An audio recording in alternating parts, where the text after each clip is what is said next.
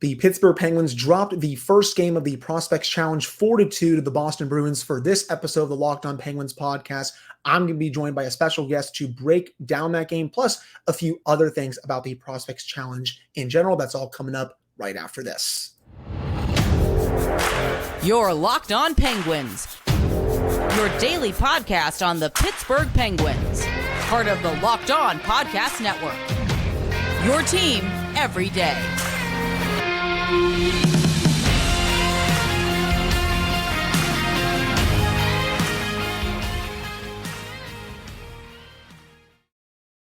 Hello, welcome back to another episode of the Locked On Penguins podcast. It's just me today, Hunter Houde. I'm one of your hosts for this show. You can follow me on Twitter at Hunter Houde. You can follow the show's Twitter at LONSForPenguins. And of course, thank you all so much for making this your first listen/watch of the day. Usually, Patrick Damp is here to my right, but he had a couple things come up today. So I figured, why don't I bring on Jeff Taylor, one of the hosts of the Penguins Fly podcast, one of the very good podcasts as well in the Penguins community. There are so many great podcasts out there. You and Jordan do an excellent job. But Jeff, this is your first time on the show. I've come on your show a couple times, but it's time for you to return the favor to come on mine. It is a pleasure to be here. I listen to Locked On Penguins all the time. What an awesome resource. And you guys do a fantastic job, Hunter. Appreciate the kind words. And of course, this episode is brought to you by FanDuel Sportsbook, the official sportsbook of Locked On. You can make every moment more right now. New customers can bet $5 and get $200 in bonus bets guaranteed. Visit FanDuel.com/LockedOn to get started. So Penguins dropped their first game of the Prospects Challenge this weekend, 4-2. They got off to a really crappy start in the game. They go down 2-0 within the first few minutes. They go down 1-0 actually in the first 30 seconds to a minute. I don't think anyone was ready to play, but the Penguins do storm back with a couple goals later in the game before they lost 4-2. One of these standout players, I thought, for me, was Sam Houde. He got the first goal for the Penguins, and it was a goal, Jeff. It's a classic net front goal where you know where to go to score goals. He shoots the puck the first time for about 5 feet out, goes off the Bruins goalie's pads. He's able to get the puck around the Bruins goalie to make it 2-1. This is a player that I don't know too much about, but he still really impressed me throughout this game. Had a couple other nice chances in the second and third period. I really liked that goal that he scored to get the Penguins back in the game after they really struggled out of the gate. Absolutely. It was a nose for the net kind of a goal. I like that. Stick with the play, and he sniffed it out, got it done. The second goal was a bit more chaotic. I guess one of the Penguins players goes in on the Bruins goalie. He kind of wipes out a little bit, but Lukas Svakovsky was like, okay, I have the puck right here, 10 feet out. I'm just going to fire it into the open net after the puck came to him and the Penguins tied the game. Svakovsky, he's an interesting player. So he spent this past season with Wilkes-Barre. It was his first season with Wilkes-Barre, 47 games, 3 goals, 15 points. Before that, played in the WHL for the Medicine Hat Tigers and the Thunderbirds of the WHL. 22 goals, 45 points with the Thunderbirds, and then the Hat Tigers, 13 goals, 30 points with them. This is a player who I want to see more of in Wilkes-Barre this year. I feel like this is a crucial time for his development. Kind of a right place, right time goal, but still, I'm curious about him overall at the Prospects Challenge this week. And I think he's kind of one of the players who has gone a little bit under the radar. Yes, everyone wants to see how Sam Houde does. Everyone wants to see how Braden Yeager does. I wish we could see how Owen Pickering could do, but he's a bit banged up right now. He's another one of the Penguins' top prospects. But when it comes to Svakovsky, he's a player who I think, again, is definitely a little bit underrated in the system. And this is a big year for his development. Yeah, Tampa, Florida looks like place of birth. So American Southeast, but then also it says nation, USA and Czechia for him. Interesting. That keeps the Czech blood going in the Penguins system. You mentioned Sam Houde as well. I had the medical appointment up at Cranberry the other day. Tried to hustle over as fast as I could during what would have been the prospect scrimmage. Missed it, but saw Houde working on drills down in the corner with, I assume, a non-Pittsburgh Penguins coach because they're not allowed in those skates, and digging for pucks on the wall. And then I got to watch Sam do that in this Prospects Challenge today. battling along the boards and looking pretty strong. So some of these names, the injured Owen Pickering, Nolan Collins, among others, something about Pickering. I know he's not out there today. I know we're talking about this particular game, but he still feels like a player of destiny of some kind to me. There's something about the guy when you see him in person. Back to the relevant thing, though. I'll let you take it away. No, I mean, he's a big player for a defenseman. I think he's still a few years away. I remember a few people in the YouTube comments or just DM me and such and say, like, oh, like, could Pickering make the team this year? No, he's still quite a few years away, at least in my opinion. I think the earliest time frame for him is probably at the very tail end of the Crosby, Malkin, Letang era. You can probably add the Carlson to that era now because he's going to be finishing that off with the big three right as well. But I still kind of think of him as like a Brian Dumoulin type player if he pans out the way a lot of people think he can. It's just unfortunate that we really can't see him. As for Poulin, yeah, I mean, he battled. Again, it's one game. He's also going up against players who he probably normally wouldn't be going up against. Yeah. He's still someone who I think could make a difference when training camp rolls around. A couple other players that really stood out to me, the goalie, Joel Blomqvist. He's a little bit of an undersized goalie when you look at him, but he didn't really play like that during this game. He let in a couple early goals for the Penguins, but after that, Jeff, he was spectacular. I even put a tweet out during the first period when the Penguins were killing a 5-on-3 in the game. He was making save after save after save after save. Some of them were acrobatic saves. A couple of them were also on one-timers. Really nice job from him. I'm really curious to see how he keeps developing. He's one of the better goalie prospects in the system. He's not NHL ready yet either. I think he's still probably 2-3 years away, maybe a little bit more, but curious to see how he does in camp. But I really liked how he played in this one, even in the second period when he allowed the Penguins to come back and tie it before they lost the game later on. But he really woke up after he allowed those two early goals. I was really impressed with him. I think nothing would make the land of Penguins fans happier than to know that a goalie within the prospect system is maybe going to make a difference or be there to make a difference, at the NHL level in the even relatively near future, with the reputation that the Penguins system has for being quote unquote dried out or talentless pool. That's never really true in any NHL city because any player in the AHL clubs or anywhere else that's the property of one of these teams is high level talent, and you just never know at the end of the day who is going to pan out, right?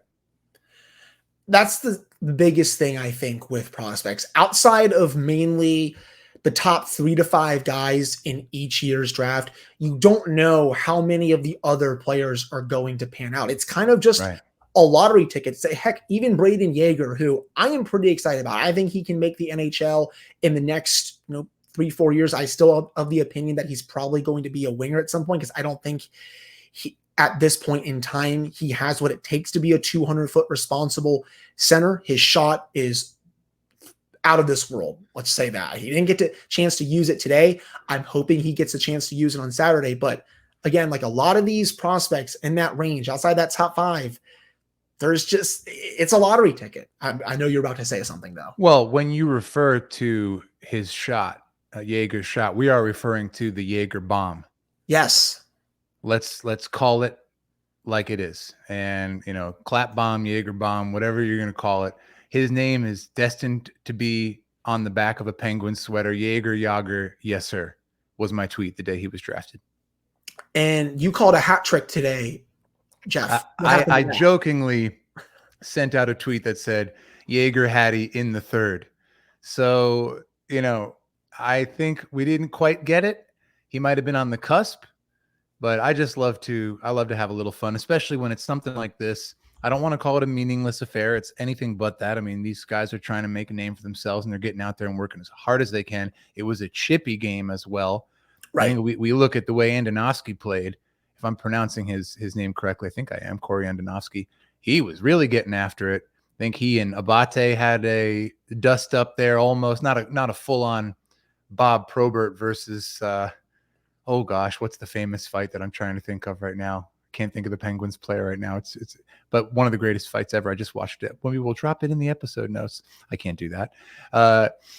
Yeah, it's just fun to watch these guys go at it, give everything they have. Mhm. And even as you're watching these games, you're thinking, someday I'm going to say, I remember tuning in and seeing Andonovski throw the Dukes a little bit, and then fast forward to him getting a call up.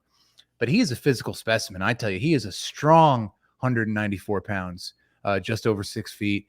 Yeah, I think we're going to see him in a Penguin uniform at some point. He's just that level of athlete. He's going to crack the NHL roster at some point in the near future, I think. I like it. That's a good prediction. I'm going to try to watch more of him for Saturday's game. Another player who also stood out to me, this is actually the last player that really stood out to me for this game, defenseman Ty Higgins had a couple really nice keeps in the offensive zone, especially during the first period. One of them almost led to the tying goal for the Penguins. Another one, he kind of batted the puck out of midair, led to a scoring chance. Again, I don't know too much about him personally, but I liked his game for this one too. But I think that will do it for this first segment of the show. Coming up in the second segment, Jeff and I are going to discuss how watching this game was pretty interesting, considering there was no play-by-play and no color commentary. But before we discuss that, we got to get into FanDuel. Football season is about to kick off, and FanDuel is giving you the chance to win all season long. Right now, and when you bet on a Super Bowl winner, you can get bonus bets every time they win in the regular season. Just pick any team to win the Super Bowl, and you'll get bonus bets for every win. You can use these bets on spreads, player props, over-unders, and so much more. So visit FanDuel.com/lockedon and start earning bonus bets with America's #1 sportsbook. That's FanDuel.com/lockedon. That is FanDuel, the official sports betting partner of the NFL and Locked On. All right, we're back here in this episode of the Locked On Penguins podcast. I am Hunter Houde, one of your hosts, joined by Jeff Taylor, the special guest. So, yeah, I mean, Jeff, I honestly figured there would be commentary for this game. I tune in the stream. Nope, it's just you see the players skating back and forth. You hear the ref making some noises. You hear the fans getting into it. It was actually a pretty surreal experience because I'm not used to that. Usually, when I'm watching something, I have the commentary on. I know some other people kind of mute the Penguins TV broadcast and actually sync up the radio broadcast so they can hear Josh Getzoff and Phil Bourque. And hey, maybe they move to TV this year. We'll have to see what happens with that. The Penguins haven't fully announced their plans for TV after they let Steve Mears and Bob Ehret go. But what did you think of watching this game without any commentary at all? It wasn't as jarring. It was interesting, but it was reminiscent of tuning into a live barn feed at a rink during a beer league game, right? I GM'd a team after I was unable to continue playing with them when I moved here to Pittsburgh. I was still handling the admin side for a New Jersey beer league team, and I'd check in on the games. I'd pour myself a brew and watch, and that's kind of what it was like, except a lot more people in attendance. Usually there's nobody there for those beer league games, but that's what it felt like. I almost wonder if it wasn't, if one of the cameras, the main camera following the action, wasn't possibly that feed, or more than likely they had a proper camera set up. I know there were some close-ups, at least 2 or 3 cameras going for the broadcast. It looked pretty good. Yeah, it's kind of nice. They're wearing their practice jerseys out there with the Penguins, and I think it goes hand in hand. You're really just getting a peek into a cool scrimmage. It's really not an NHL matchup. Some great competition out there. The Bruins did have their NHL style jerseys on. Clearly, there was no conversation between the two camps as to what the attire, called for would be. But yeah, it was cool. It was cool to tune in. Like I said, it's surreal, also a little serene. I like the way you put it there. And I know it might be jarring for some as well who don't know a lot of these players. And heck, I still don't even know some of the players that are playing in these games, especially on the Bruins side. And I know people probably have to have the roster lineups on their computer next to them to be like, oh, like who scored? I got to see it, because it's, you're not hearing it from the announcer. But sure. For this situation, it makes it a little more fun, because I feel like, I guess for me, I can follow it a little bit more. I don't have to have an announcer just saying this and that and all this other stuff. And I can make even more observations, I think, without having a play-by-play announcer and a color commentator talking. I really liked that part of it especially during this. And I'm excited to potentially, do that again tomorrow when I tune in about noon when the Penguins have another game. Yeah, and against my home state. Yeah. Against the New Jersey Devils prospects. So we look for the Penguins to clobber the New Jersey farm system. That's my hope. And I do think, you kind of alluded to it. I saw you raise your hand when you kind of you mute the TV broadcast, the radio broadcast. I'm curious just for this, when there's no play-by-play, I wonder if this is going to make more people, maybe I'm talking out of my butt here, who knows? Sorry, people. But I wonder if this is going to make people maybe want to watch more of the games on mute this season so they can, see the ice and just make more observations and all that good stuff. Because again, like I just had so much fun with it. And I mean, I felt like I was able to, heck, I'll admit this. I was able to actually kind of talk to myself a little bit when I was watching it, because I'm like, oh, like this guy did this and this guy did that. And sure, I was a little bit confused at times, but I was still able to follow it pretty effectively, even without play-by-play. Obviously, that would help for more of like a casual audience, some of the newer people. But I think for the people that, are diehards, especially, I think those people are really going to potentially just go all in and, maybe even sync up, what's the word I'm looking for here? I wouldn't say sync up, but I guess go all in and watch the games on mute so they can make some of their observations. Yeah. I mean, as a kid, I used to set the boom box up. Like I had the double tape cassette player with the 2 buttons to hit play and record. And I would watch whatever was on, anything that was live, like a political speech or a sports game, and just record myself doing the Knicks game growing up in the New York area or things like that. On the topic of the future of Penguins televised events and the home broadcast, I know we don't have anything official to report. I did see one of the parties you mentioned, and I won't name them. And I asked if they had any information, and it was a no comment response. And you know what? That's fine. Whoever we get from that system, if it is a familiar name, and this is complete conjecture on my part, this is not a reporting of anything. If, as Josh Yohe reported in his article, I'll reference that. There you go. It's your fault, Josh Yohe. I know, friend of your show and ours as well. Right. He reported that the possibility that Josh Getzoff might be the TV play-by-play guy. Now that would save me the trouble of having to sync his call up to the TV side, because there he would be. Now he's someone with a lot of television experience. His back to, I think it was Ithaca College in the upstate New York there, and then moving over through the state of Illinois, where he was awarded Sports Broadcaster of the Year at one point. Like, he's really a traveled guy. Worked with NBC Sports during the 2010 Olympics. He was there in person helping out when Crosby scored the golden goal. So he's worked behind the scenes in a lot of different capacities, to say nothing of his amazing run here with the Penguins. He's become the voice to me. I didn't think I would really settle into someone who wasn't Mike Lang as quickly as I have. It's no secret on my podcast, I'm reporting news occasionally, but I'm a fan. I'm a fan of the Penguins, and I follow the team in that sense. So yeah, I think we have some treats in store for us on the TV side. I'm excited to see what this Sportsnet Pittsburgh network really turns into. I am very, very curious to see who ends up in the radio play-by-play chair. I agree with that. I haven't really been able to give my thoughts. Pat gave his when he had a guest on when I was out of the country on my anniversary trip with my girlfriend.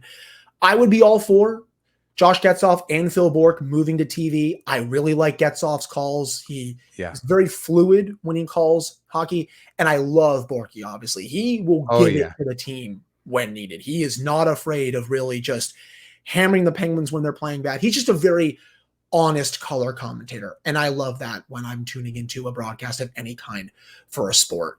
Radio, they're the best. They're the best. I agree. And, all the best to Steve Mears and Bob Airy.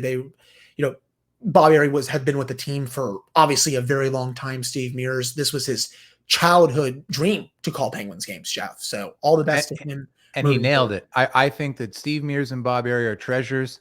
Yes. I know on my podcast, I said who my favorites were in that sense, but I truly will miss the sound of Bob Aries' voice. And there was nothing lost in having Steve Mears call the games. I think he was fantastic. It's clear to me that he's going to be picked up for a job in a similar capacity somewhere else soon. I agree. And I am very curious about the radio as well. It's funny. I don't think as many people will sync up the radio broadcast and mute the TV if it's Josh Getzoff calling the game. No. I don't think Hunter, that will be the case. Do you remember that? This was the night, and forgive me for alluding to this, but the night I had Mr. Yohe on our show for a live event last season. Penguins were away in Colorado. Of course, we were seeing the television broadcast out there at the coal mine where we were broadcasting from. Later on, I got to hear the call that Josh did for Crosby's goal in Colorado. Yeah. Right. And it was Mile High Magic for Sidney Crosby. And I asked Josh later, did you have that call, Josh Getzoff, that is, did you have that call prepared? And he said, I've prepared some calls in my time. I will admit it. That one was off the cuff. I mean, that's Mile High Magic. Put that on a t-shirt, man. Penguins fans, if he ends up on your TV broadcast, you got something good coming to you. They hit the jackpot going from Mike Lang to him. And it's very hard to replace a legend, but they have done it very admirably ever since Mike retired. But agreed. I believe that will do it for this second segment. Coming up to end the show, Jeff and I are going to discuss more about the Prospect Challenge and just how exciting this event is, just because we're finally getting live hockey for the first time in quite a while. But before we discuss that, everyone should be empowered to care for themselves and their loved ones during the unexpected. That's why Jace Medical offers the Jace Case. The Jace Case provides 5 life-saving antibiotics for emergency use and gives you a peace of mind so that you are not just hoping that you have access to medication in an emergency. Jace Medical makes sure you have the medication in hand. It is very simple. They handle everything from the online evaluation to licensed pharmacy medication delivery and ongoing consultation and care. Do not get caught unprepared. Save more than $360 by getting these life-saving antibiotics with Jace Medical, plus an additional $20 off by using the code LOCKEDON at checkout at jacemedical.com. That's JASE medical.com with the promo code LOCKEDON. All right, we're back here on this Friday edition of the Locked On Penguins podcast. I am your host, Hunter Houde. With me is Jeffrey Taylor. Jeff, how excited were you to sit down today and actually watch hockey for the first time in over 2 months? Even though it's a prospects game, even only it took a couple hours, Penguins lost. How excited were you to just sit down and watch some hockey? Hunter, we live in the Pittsburgh area, do you and I? We woke up this morning to a crisp autumn chill. I mean, yes. I had a zip up on. I sat out on the front porch and made some turmeric tea because I'm trying to chill it out these days with the coffee. I was ready for some hockey. It just felt like a great day for hockey in every sense of the word. And we had it. Actually, I forgot in that moment. I thought, this is hockey weather. And it was the day. You can't write it any better than that. Now they're on the road and they're playing up in Buffalo, another chilly place. So I think they were probably feeling it too. And then it showed on the ice. They were really ready to go. Both teams brought a lot of fire to the ice. And boy, yeah, I was excited just to see those crests out there, even if they were contained within the much smaller circle of the practice jersey, which I got to get one of those at some point, a black one. And maybe I'll get Hode's on the back. What would be your jersey number, Hunter, if you had to throw one on the back of a Penguins practice jersey for you? My jersey number, I mean, that's actually interesting. I would probably go. Hey, you got me on the spot here. I'd actually go 24. I've always been a fan of that number for a long time. So that's the number of Christian Humphreys, Cannonsburg native, who is a member of Team USA U18 squad. That's a good. I did not know that. So he's born February 4th, and come on, he's going to go all the way. We're gonna watch the hometown guy make his journey all the way. So you'd be 24. I wear 53. It's Teddy Bluger. Teddy Bluger. I am actually of Latvian descent, so we share that ancestral blood. It was actually the year my father was born. I lost him when I was young, so 53 kind of became my JV basketball number, and whatever else I ever got to pick a number for, which was basically nothing. Well, that is a good number for numerous reasons. And yeah, I mean, you hit the nail on the head with the weather, especially Jeff, which is waking up today and especially yesterday. There's that autumn breeze that you can feel. And it's like, yep, fall is right around the corner. And that means hockey season. And you can just tell, especially even with the weather during the day, it's like, oh yeah, you're in the high 60s, low 70s. We are getting close now to full hockey weather. And it's awesome. And again, even though it was just a prospect challenge, seeing some of the players who, some people really dive into these players even more than me and some of the other shows. Some people, this is their, championship, all that other stuff. And it was just fun seeing these guys go at it, give their 110% for the first time in a couple months. I always will cherish watching any kind of hockey when it comes around Penguins related. Absolutely. And I think a lot of NHL fans who don't follow, let's say, for example, the AHL as closely and our affiliate Wilkes-Barre Penguins, there are Wilkes-Barre fans out there, right? Like when you go to a game, there are people who have jersey upon jersey of different special events that Wilkes has done, and they follow the Wilkes-Barre team. So an event like this for them is doubly exciting. This is the bridge for some of these players to showcase themselves. And those fans would say, oh, I could have told you all about Ty Glover. I could have told you all about Jordan Frasca. So, these are exciting moments for these players, and especially for those AHL fans or fans of the Q. All right, we have a couple of players from the QMJHL and Aguilar and Beliveau, and it goes on. Actually, wait, I'm forgetting Ty Higgins as well. Yes. Yeah. So it's an exciting event all around. We're getting amped for October 10th. I mean, I'm going to the preseason split squad next Sunday, the 1 p.m. And, we all know the big face-off is on the way. Connor Bedard and Sidney Crosby is going to go down, unless for some strange reason 98 doesn't make the opening night roster, and I can't imagine that being the case in Chicago. No, he will be on the opening night roster, and he will be taking that face-off against Sidney Crosby. And how stoked are you, Hunter, for that?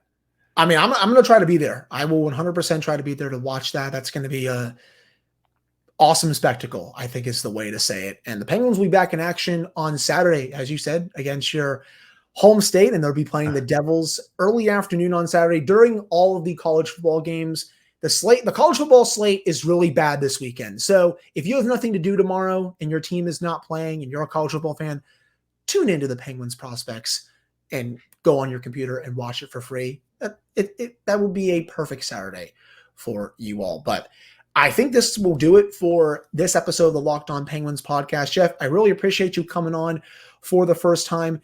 Can you let everyone know where they can find the show and where they can find you? And I will shout out Jordan on social media.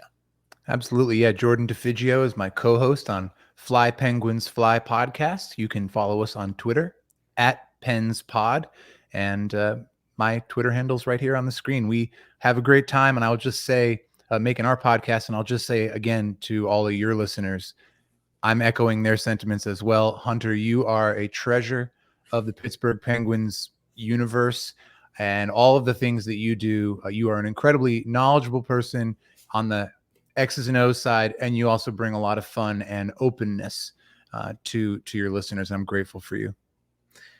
I really appreciate that. And I know you definitely probably feel the same way about Pat as well after I brought him on. But Patrick Damp, he's been doing such a fantastic job. And in the couple of episodes when you were out of town, I really thought he nailed it. I did want to mention Patrick and I haven't actually met yet in person. So shout out to Patrick, doing a fantastic job on LO Penguins.